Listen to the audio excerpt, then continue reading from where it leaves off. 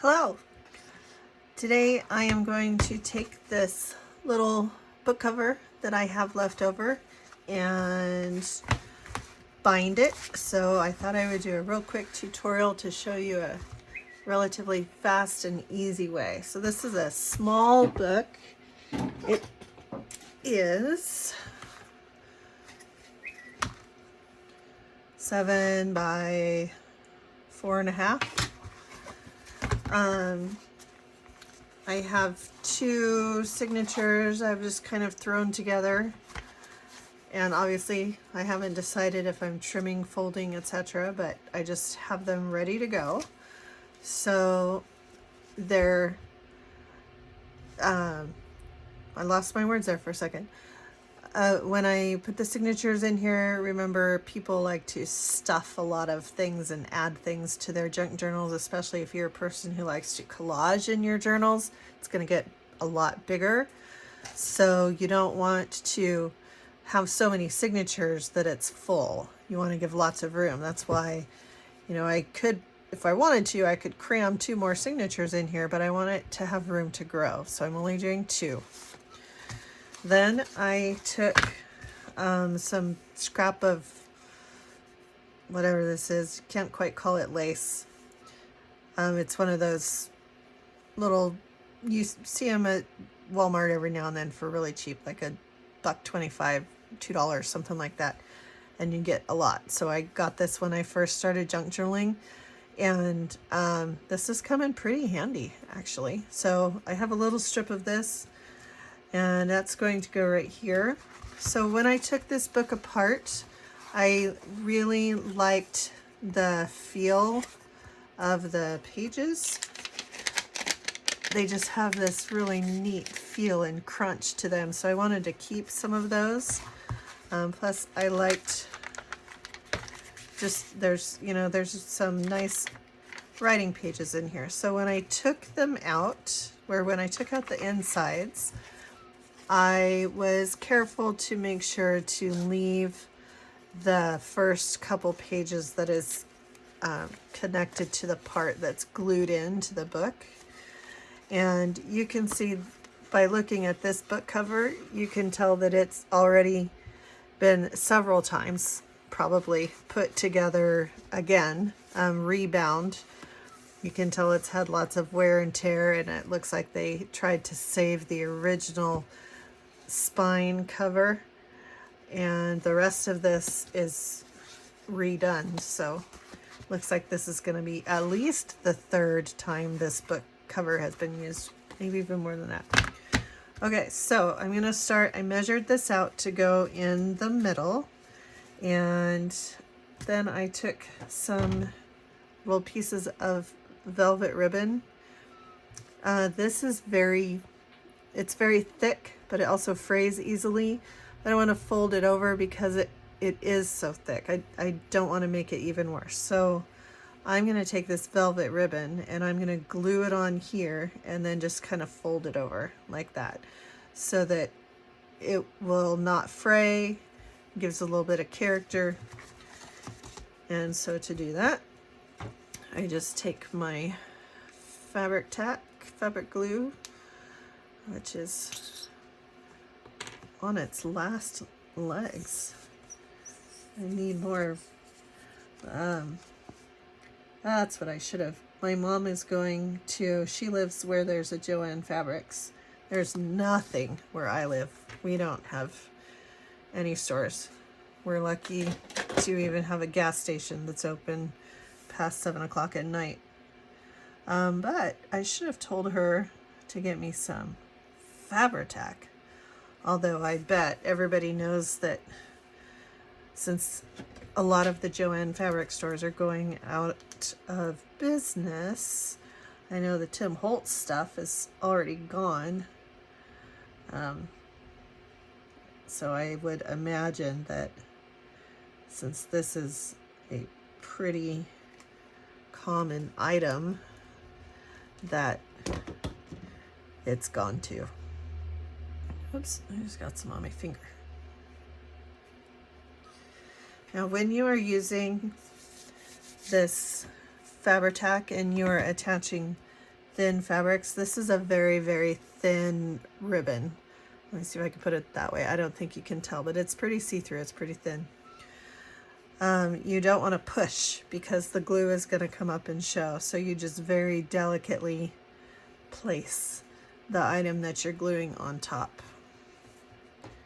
And this one I think I'm going to have to trim. Yeah, just a little bit. Okay.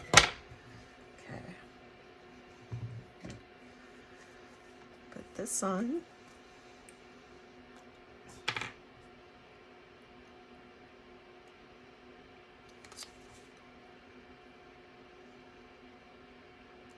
Come on. It's really cold in my workshop area, so this glue gets really gummy. Oh, of course, now it's going to come out. Ah, shoot.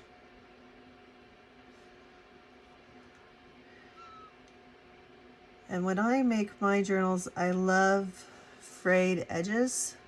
Let's see, now I trimmed it a little too much, but that's okay. It's a junk journal. It's not supposed to be perfect. I love frayed edges. Those unfinished edges, I think that just looks perfect in junk journals.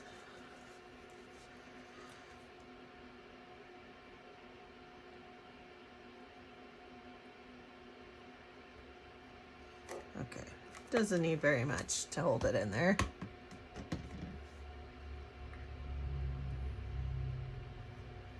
All right. So that is going to go right here. Now I do not like my seam bindings to show, mostly because I don't take a whole lot of time to make sure that they're perfect, and so mine always end up being a little bit crooked, so I always hide my bindings. So when I am going to sew these signatures together, rather than sew them onto the book, I am going to sew them onto this. But first I need to let that dry a bit. I definitely want to make sure it's dry. And then I need to put holes in these. Now these I have trimmed ahead of time, which that's another thing I don't usually do. In fact, rarely, if ever, will I trim the pages to match the book. But I am doing it with this journal. There's also another one that I am working on, which I'm going to put together too. And this one I'm going to do the same exact way that I'm doing this journal I'm showing you today. And on this one I have trimmed the edges as well. And I usually don't do that because I love the edges to stick out. That's just the fun of junk journals. But you know, you gotta every now and then try something different. Okay, so let me get my binding tools.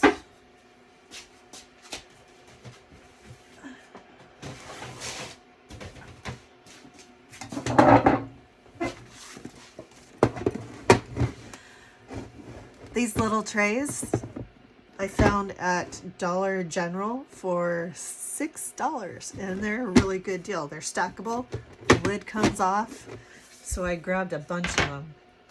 This is where I keep all my binding tools. So I have this little guy.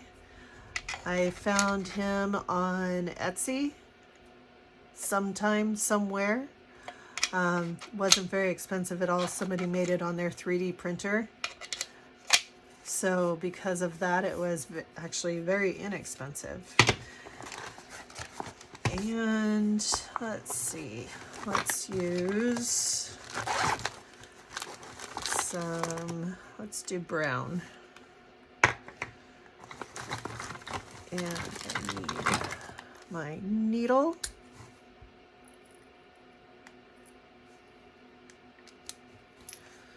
You want to make sure that it's got a a wide eye so you can fit your nice thick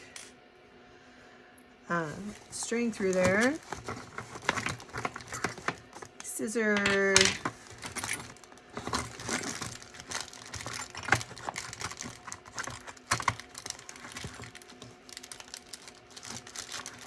And my little pokey guy. This is a fun little set that someone gave me for Christmas. It's got all kinds of funky things in there. I don't know what this is. If any of you know what this is, let me know. It's really thick. You know, I mean, it looks like a needle, but it's obviously not a needle. I don't know what it is. Unless it's meant for going through really big holes with really big string. I don't know, maybe it's decorative. So if you know what this is, let me know. Okay. So, there we go. Is that all I want? Yes. That is it.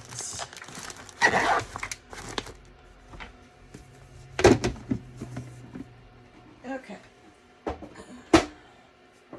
So this is really nice because it has the measurements on the top, so you can make sure that your spacings are nice and even and that you'll do the same thing for every signature. And I know that there are, everybody has easier, sorry, excuse me, I have hiccups, easier ways to do things than I do. But I like my ways work for me, and so that's what I do. All right, I'm gonna find the middle of my signature. That's not it. That's not it. Is that it? Yeah. So you just find the middle. I like to secure with safety pins.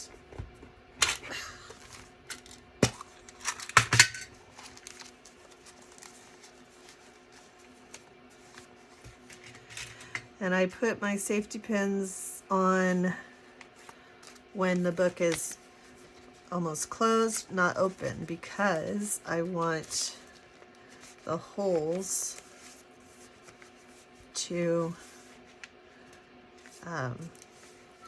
match according to how it's going to be when, you know, there's space. You can do it open. It doesn't make that big of a difference, honestly, but this just seems to work out better for me. Plus, if it's in here. Okay, so this is a nice little cubby where it'll sit in there, and you just slide it up to the edge. You put this in, and then you just figure out where you want your holes. So this is 6.5 inches, and I am going to do a 3-hole punch. So 6.5 divided by 3. 6.5 divided by 3. I don't have my, let's see. Well, right here, 3.25 is the middle.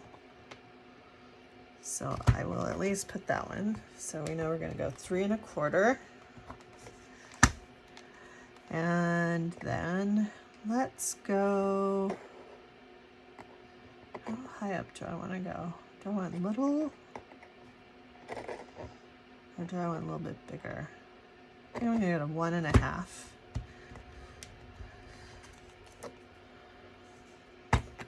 So 3.25, 1, 2, 3, 4, 5, 6, 7 holes. 1, 2, 3, 4, 5, 6, 7. Okay, so my marks are 1.5, 3.25, and 5. My poker gets stuck in there because it has a little curved tip. This is actually a sewing tool. It's meant for needlepoint, but it's super, super pokey, and it helps me kind of dig in there when I can't quite get into it, so I like to use it. All right, and then I just take this and I just go through again to make sure that I have a nice wide hole on the back. No one's gonna see the back except for me. Okay, so that one's done. Set that aside, grab the other one. Okay. And in the middle of this one, I think it's right here. Nope.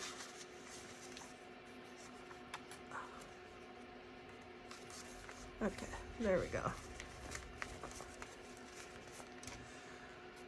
My paper clips on. Oop.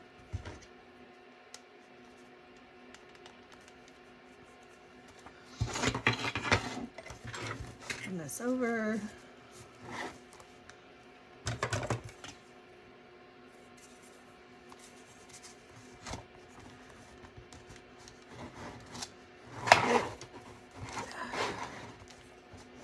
So I went 3 1/4, 1 1/2,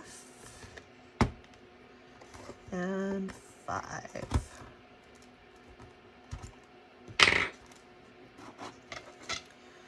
Okay.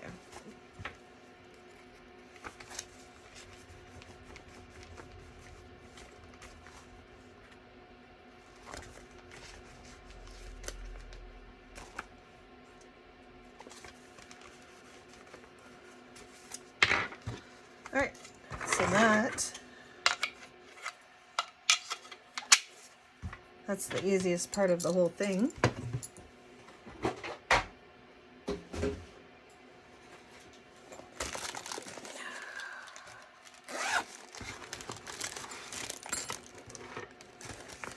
Put those away. Okay. So it never fails. Every time I end up with an upside down page. So I'm just going to go through real quick and make sure.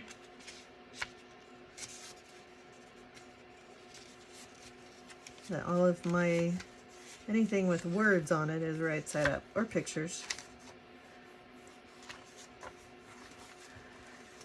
One of the good things about doing a simple signature stitch though too is it is very easy to undo and redo if you find, oh no, things are upside down. Okay, so this is looking, and I always quadruple check myself because even though I double check, it's still always, I tell you, I always end up with something upside down. Okay, so now I need to decide which one I want to be in the front.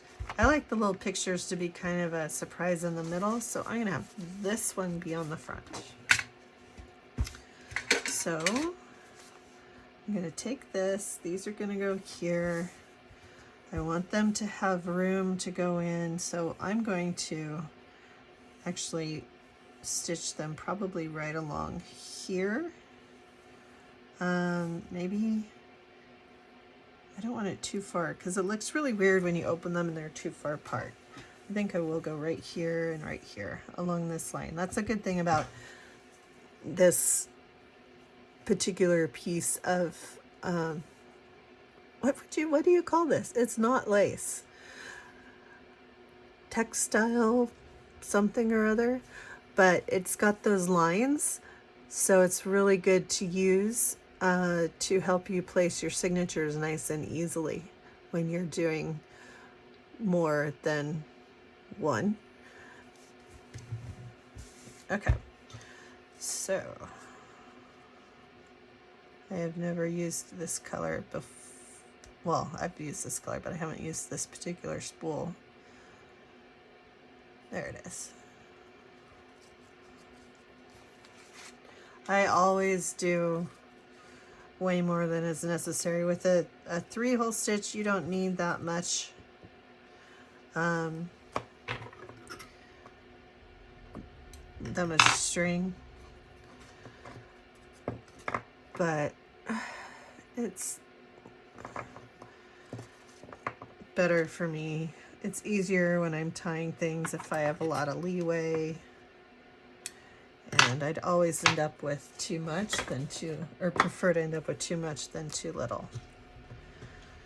So all I'm going to do is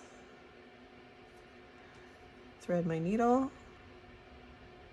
Now wax string is not necessary, but the good thing about wax string, it's got 2 things. 1, it's really strong and sturdy, and 2, it is easy to work with when you're binding because it's not going to slip and slide around everywhere, and you can, you can crimp it if you need to for a second. It's nice. But I also, if I don't feel like using wax string, I will use embroidery floss, and I will also use regular string on occasion.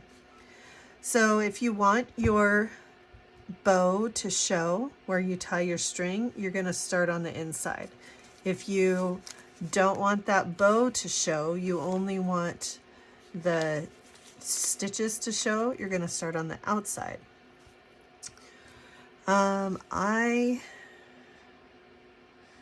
I think because wax string, now see, wax string is not that beautiful. So if I use something pretty, like if I'm doing it with ribbon, which I've also done, I'll have that show on the inside. Or if I'm doing a signature that I know that somebody might want to take out and change a little bit, I'll also do it on the inside so that they can take it out if they want to. But this one, because it's wax string, I'm going to do it on the outside. So, I almost forgot to sew it onto here. Okay, so this one is going to be the inside one. So it's going to go right about there. Okay, so what I'm going to do is find my middle. Let's go. Is that gonna be in the other one right there? Yeah, that should be okay. All right, so that's where I'm gonna start. So all I do is take that and this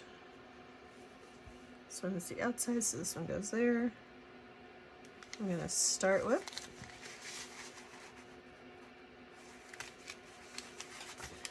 it moved a little while I was talking.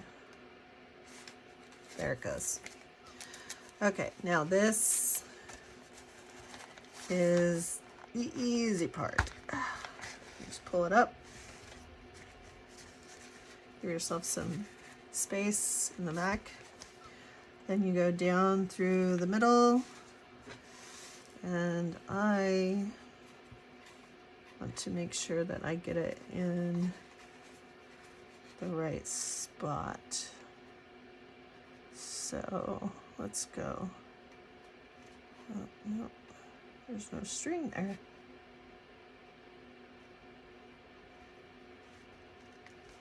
Is there? Well, that's part of the problem. There's no.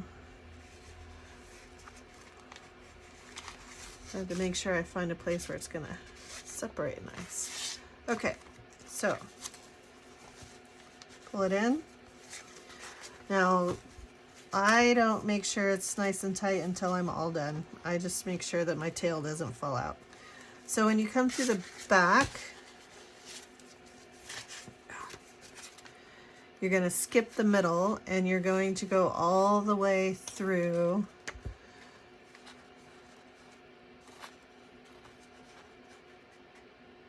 to the 3rd hole. And that one is going to be right about there. I think.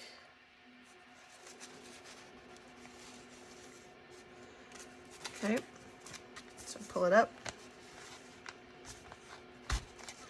Now there is one thing that you want to be careful, and that is when you go back through the middle, do not split the string.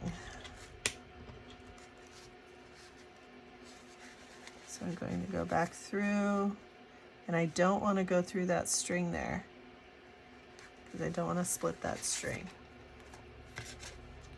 Okay, so there I go.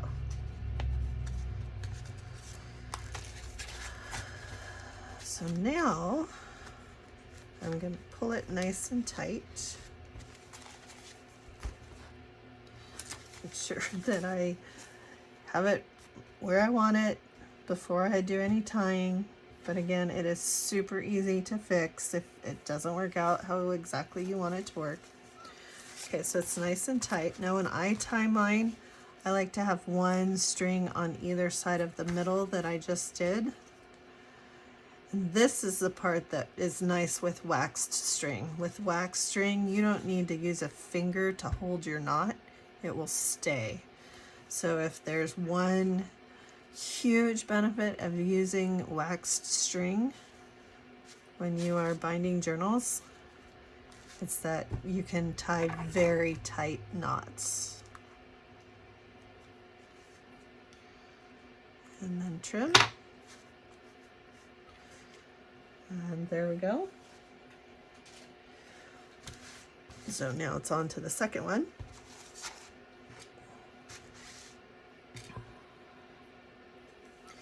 Now that the first one's done, when I'm on the other side, it's going to be a lot easier to judge my starting and ending points.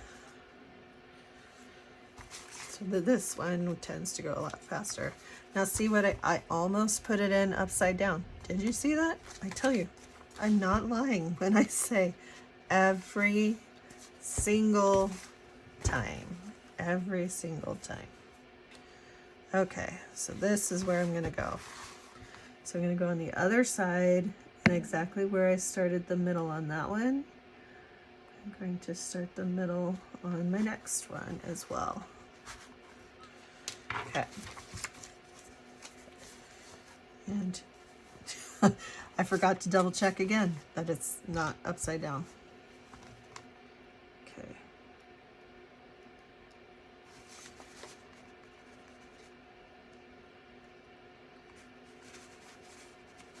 There we go. Pull it up, down, and same as the other one, which was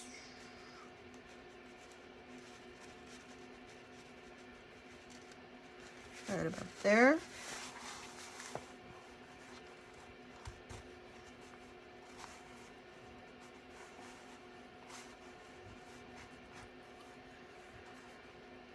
Myself some more room to work here.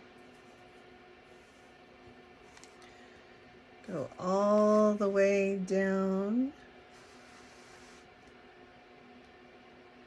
I didn't even check to see if I was on camera this whole time. Hopefully I was. If not, that's okay. I make journals all the time, so I can just film it again. Okay, and in I go. Back in here without breaking the thread. And go right there. Pull it through.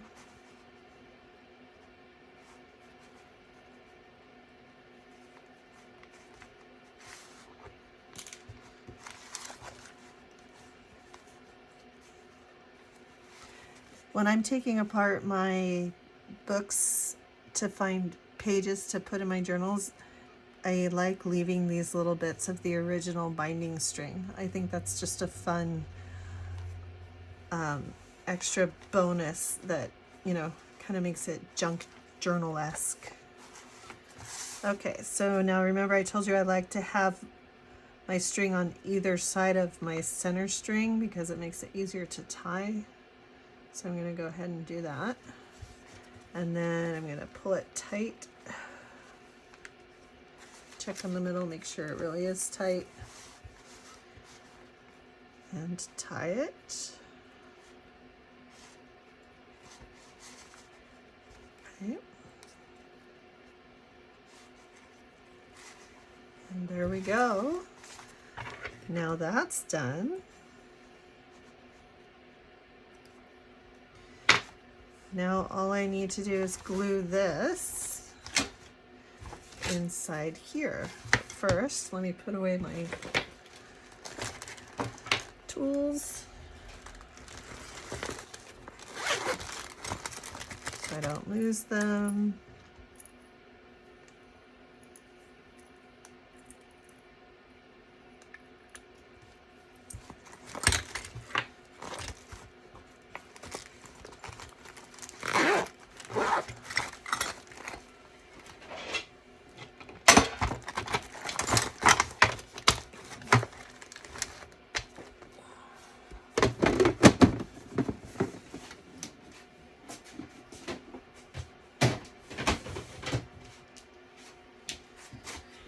Okay, there we go. So now my signatures are together. There is a big space in the middle. Some people don't care for that. I don't mind it because I know that as whoever the new owner of this journal is, as they use their journal, it's going to get full. And as that happens, this will become less and less noticeable. Plus, you know, it gives them a space if they want to, even though this will be glued, they can still sew something in here if they want to add their own thing. They could even put in another signature if they want without taking apart, because they'll be able to just top stitch on, not top stitch, but you know, they'll put it in and then just kind of loop it through and go back. I don't know if I'm making sense. Hopefully I am. Okay, so this, and again, make sure it's not upside down. This one I'm lucky because it has words, but there's also times where I make sure that I get all of this straight, nothing's upside down, and then I didn't notice that my book cover was upside down. Okay, so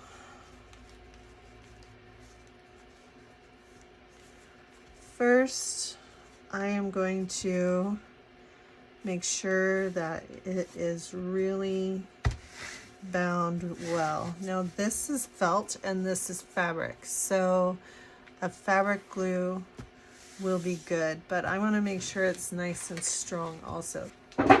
Okay, I'm back. If you are into collage, one of the things that you definitely need is some acrylic medium. It is so versatile, and it's a really great adhesive. I like using this sometimes to bind my signatures into my book, because once it's dry, it's nice and secure. Because of this texture, I know that this will work really well. So I'm going to use this. Now, the bad thing is I cannot seem to find any of my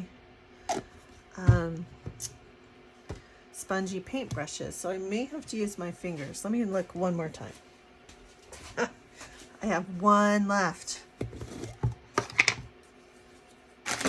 I know you can just wash and reuse these, but I don't have a sink anywhere near where I am.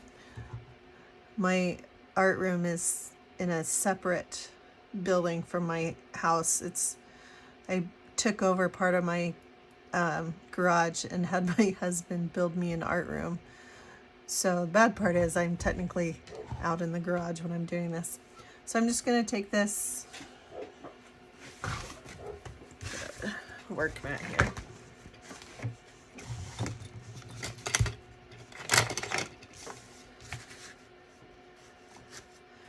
And I'm just going to spread it here. I like to do it kind of thick. Everybody has their own method. I do not dilate, that's not even a word. I do not dilute the medium when I am doing this sort of thing, because I want it nice and adhered, kind of becomes one with whatever you're attaching it to. When I'm just collaging, I will dilute and use water. Now notice I'm not going all the way up to the edge.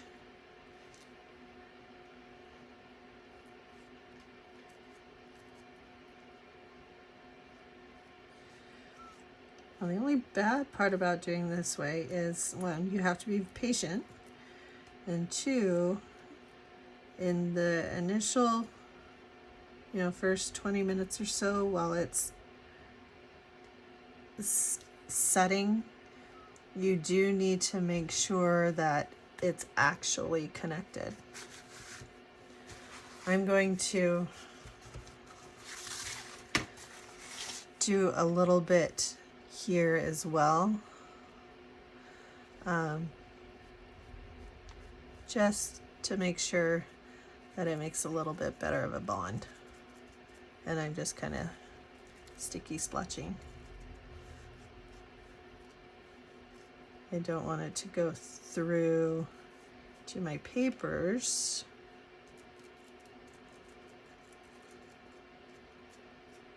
But I definitely want it to adhere well. I'm not worried if the edges don't completely go, because I will probably go through with fabric glue and do those. But because of the way this is, I might actually leave it a little bit loose. Okay, so again, making sure it's not upside down. I'm going to take this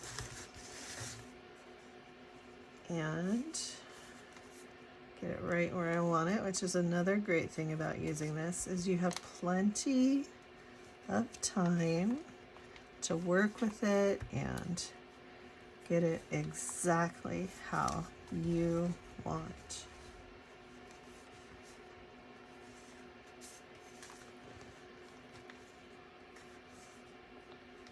Okay, so that side looks good. This side is nice and straight. Okay, so I'm going to squish down the middle, and I'm pushing pretty hard. And then I'm going to fold it up and rub again. I'm really making sure that the surfaces are making good contact. And then, because I did that, I have to open it back up and squish it back down.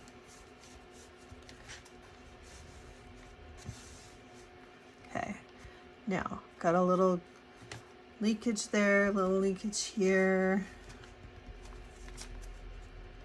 This part looks a little uneven. Actually, I think I'm gonna squish that all down in there, like that. Okay.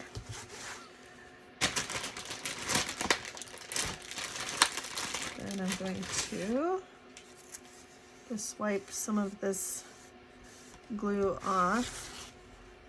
If it was matte, if I used the matte acrylic medium, I wouldn't worry about it, but this is my gloss, which I will probably, I wish I didn't buy gloss, but if I see it on sale for really cheap, I'll buy it even though I don't like gloss. I prefer matte. Okay, so again, I'm just really making sure that I'm making good contact there. And I'm going to go in the middle and find something, because I don't want to flatten it out now that I spent all that time. I'm going to just find something that I can use to push in here and make that contact. Okay, now, So I want this to dry like this. So all I do is I find, you know, things to sit next to it, and I'll leave it like that for 24 hours. And then it's nice and secure, and I can go to whatever the next step in my journal making is. So I hope this was helpful. Hope it was an easy way for you to try some binding. Make sure you please like and subscribe. It does help my videos get out there. And have a wonderful day.